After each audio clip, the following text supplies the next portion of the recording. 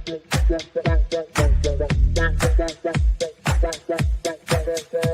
Connections Radio presents. This show is brought to you by Paid Per Letter. Write letters and make a difference. paidperletter.com/Uncle Dan. Hello, everyone, and welcome to PRConnectionsRadio.com, the voice of new media. My name is Guy Dawson, and I am your host. And today I am here with my good friend Tina BricE, and she is going to be launching another show on our network. For those of you who tune into these shows regularly, you know that we have a host of shows here at PRConnectionsRadio.com in different genres, and we have not yet had a show in the genre of music. And Tina BricE is here. She is going to be the hostess of Inside the Music, a brand new show that we're going to be bringing to you here on the network. Tina, welcome to the PR Connection Show. Hi, Guy. Thank you for having me. So journalism and music, will you share about, with the audience, how you're going to be presenting a journalistic perspective to music on the network? Yeah, absolutely. So I know that Vegas is the entertainment capital of the world, and a lot of our things that happen here are on more of a major scale. So I kind of want to look at the not the lower side, but the less known side, and bring that to the forefront, kind of put a spotlight on up and coming artists and talking with venues about what goes into putting on a show, how often shows happen, things that go wrong, so many different avenues and areas of it. And with Vegas, Tina, being the entertainment capital of the world, I mean, we have big everything here. I mean, lots of artists come here to perform, of course, on the arenas on the Strip, the showrooms on the Strip. I mean, all forms of entertainment are really very prevalent here, just the nature of our city. But when you were talking about the local scene, I think a lot of people don't understand that there is a really big local scene in terms of music here in Vegas. Yeah, absolutely. It definitely gets overshadowed by, Dead and Company at the Sphere or the Adele residency or a Lady Gaga residency. But there are a lot of up and coming artists here in the city that play smaller venues. There's a lot of places like the Sand Dollar that does live music every night. Tommy Rockers, they do live music. These little places that aren't as well known to the general public, more well known to Las Vegas locals. So I kind of want to see about that. I went to a show at the Airy Legion out in Henderson, and it's just like a room with linoleum floors and fluorescent lights, and that was it. So people are trying to make it happen here in Vegas, which is really, really cool. All cities have a local music scene, Tina. I think that is a lot of times over or undershadowed, and some of your greatest artists who end up becoming these big stars that we see very prominently, as you had mentioned, they started out in very humble beginnings, as you mentioned, playing in small venues, and the next thing you know, they're huge stars. Yep.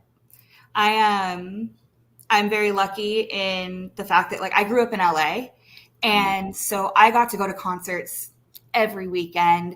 I got to see some of the biggest names in the industry now play these little rinky-dinky venues, some that don't even exist anymore, and getting to see the bands and be up close and personal with them, and then to see their success has just been truly amazing. Yeah, it is, isn't it? When you connect, I mean, I have two instances that you relate to. Is that when I was in high school, we used to watch Sublime. The band Sublime is from Long Beach, and I remember when those guys used to play in people's garages. Yep. And you could pay $5 and you could go and see Sublime. I mean, they were a great, great group even then, but no one knew who they were. And now, of course, they're this worldwide band that people know about. And I also I know Snoop Dogg. And Snoop Dogg was just this young kid. He was a rapper. He was really good and raw, but Snoop Dogg was not a star back in 1989, 1988, way before the stardom. So yes, these huge stars, they've all had a beginning, right? And you being from LA, we're very aware of that out in California, because there's a huge local music scene in the cities out in California. Yeah, absolutely. I remember in high school, I would go and watch a band called Let Live play at the El Segundo Rec Center. And now they're like world known. They recently broke up, and now the main guy's doing his own thing now. But there's them, there's the Ghost Inside. I remember trying to get Fall Out Boy to play my high school's spring fling festival that we had, but the timing just didn't add up. Like, they were responding, but they just couldn't make it happen. So it's crazy to think about. Right. And it's not always about superstardom either, right, Tina? I mean, the majority of artists are not going to become, that's a very small percentage of people, like I'm describing, or you're describing these bands that are very famous, but that's the 2% or 3% of people who actually are in the music scene. But that doesn't mean that they don't create great music and that they're not outstanding performers. And I guess you sort of starting to do some coverage of that. Everybody's got a space to fill. Yeah. I remember, when I was younger and trying to get into new music, I would go to a website called Pure Volume and just kind of hit shuffle and just let whatever pop up. And these were all bands that had uploaded their own music. It wasn't like Spotify or Apple Music or anything like that, where it was bigger bands that were just kind of put into a playlist. And I feel like that's one thing I do like about TikTok as well, is you get these artists that are uploading their work themselves. So yeah, they may be a smaller artist, but you're getting exposure to all kinds of different levels of success in a sense. Right. And nowadays we have so many different platforms related to technology, as you mentioned. I mean, back in the days, we didn't have the opportunities to, with the digital world, right? With all the internet, and now you've got all these streaming platforms. Those things just didn't exist. Would you say that there is a lot more opportunity that are available now for people who want to get their music out there? Again, maybe you're not going to be this massive star that everyone hears about, but people enjoy music. I mean, it's a big part of the human experience.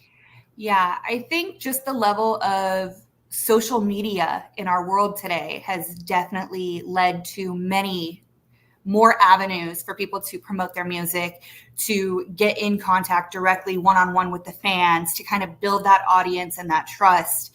And I think having the access to the music through these streaming platforms, like I used to have to go out and pay $25 for a CD, and all I got were the 10 or 12 songs on that CD. Whereas now I pay, $10 a month and I have a catalog of 1 billion songs. Mm-hmm. So I definitely think that it's also a little bit more difficult because now there are so many artists and everyone has kind of a little bit of a level playing field rather, that trying to be that one, it's going to take a lot more work and a little bit of luck.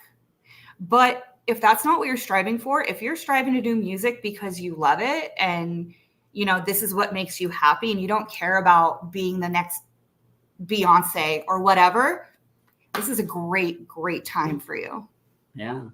And as a journalist, what excites you when you are talking to people about their music careers? Is this something that you've always had a curiosity about? Have you maybe share your background in terms of being a music journalist?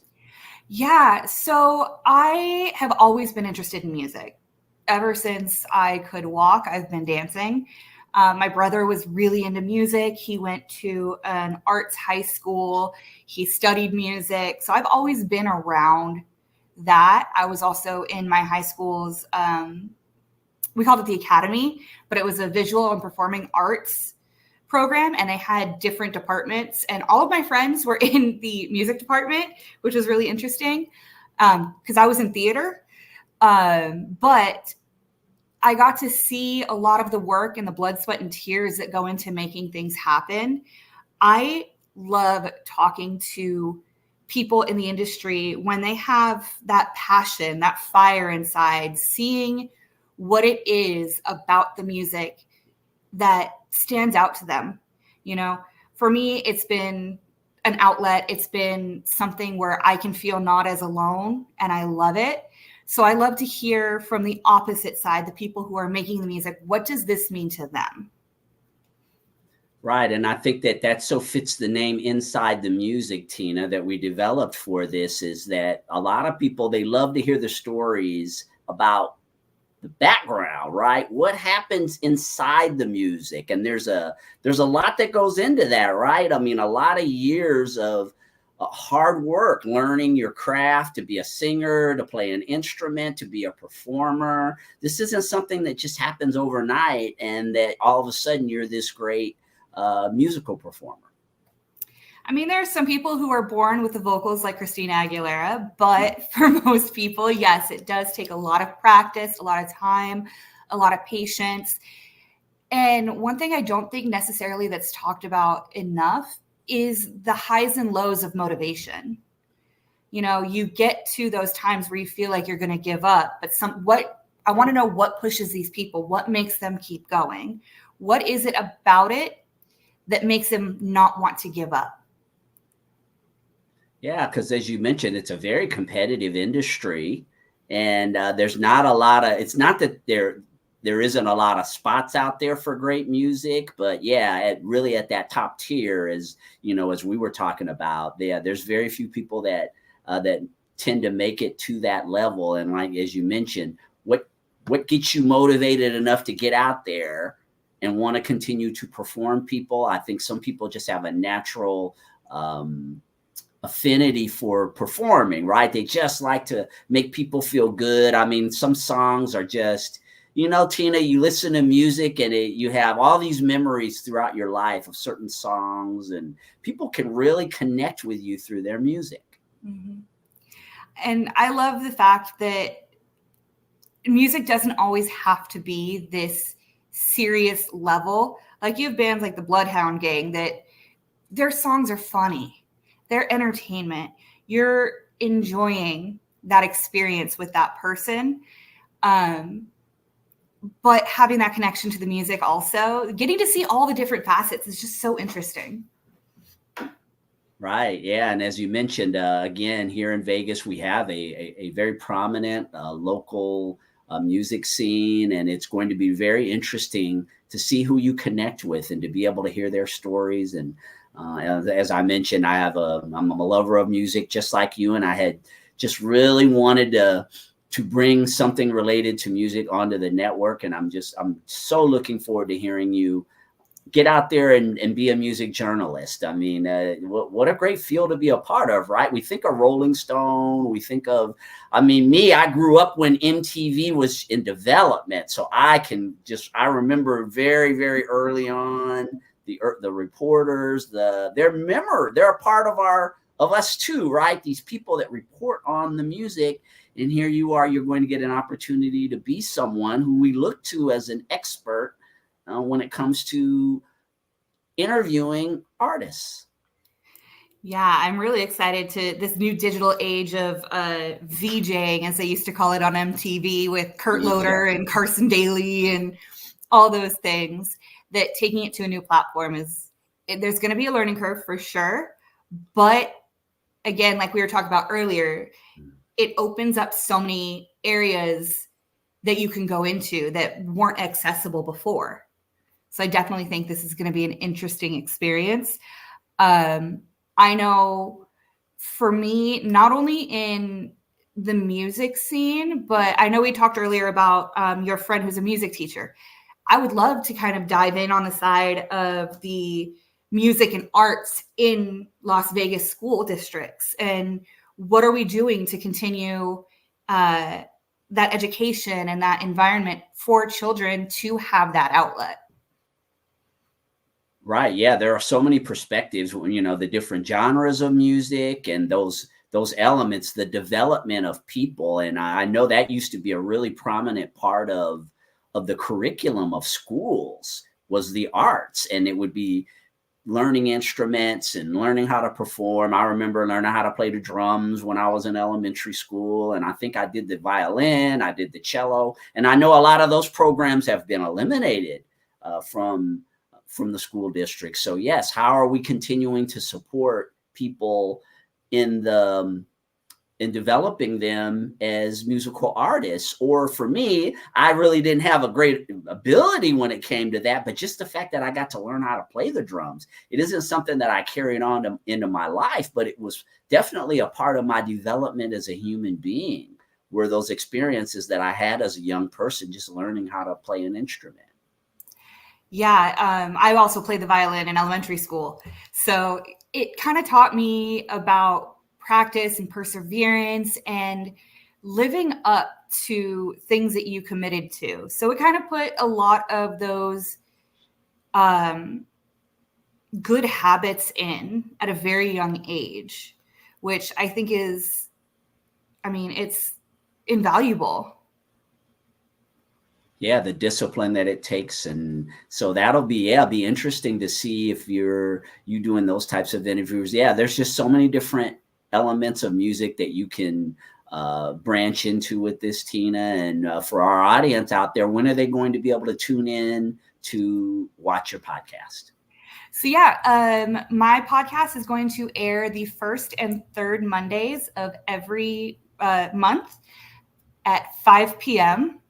As of now, my first show is going to be airing July 1st. Wow, that's so exciting, Tina. And for us, again, here at prconnectionsradio.com, the voice of new media, we are all about the diversity of shows. And so here we are. Now we're starting to, with Tina's show, Inside the Music, we're starting to move into the musical genre. And that's what we want to do. We want to entertain you on a lot of different levels. And so, yes, tune into Inside the Music, and you're going to learn more about the Las Vegas music scene and these interesting interviews that Tina is going to be conducting. And then is there anything else, Tina, that you want people to know about Inside the Music or you as a music journalist? I'm just super excited, and I hope you're ready to take this ride with me. Well, I know the network, we're more than ready and looking forward to this element that you're going to be bringing to our programming. And so again, tune into Inside the Music with Tina BricE. She is going to celebrate the music industry as a journalist, and keep up the amazing work, Tina. Thank you. And of course, we want to continue to invite all of you to tune into our network, prconnectionsradio.com. All of our shows are housed on our website, prconnectionsradio.com. And so you can check out archives of all of our shows. Of course, we are also on social media platforms, Facebook, Twitter, Instagram, YouTube, LinkedIn, Twitch, and X. And also over on YouTube, will you please subscribe and like our podcast? Yes, subscribe to our network over on YouTube. And hey, we've got a lot of exciting shows in the works, including Inside the Music. Stay tuned for more shows here at prconnectionsradio.com, the voice of new media. See you soon. PR Connections Radio thanks you for watching this podcast. Check out more episodes of this show and our others at prconnectionsradio.com.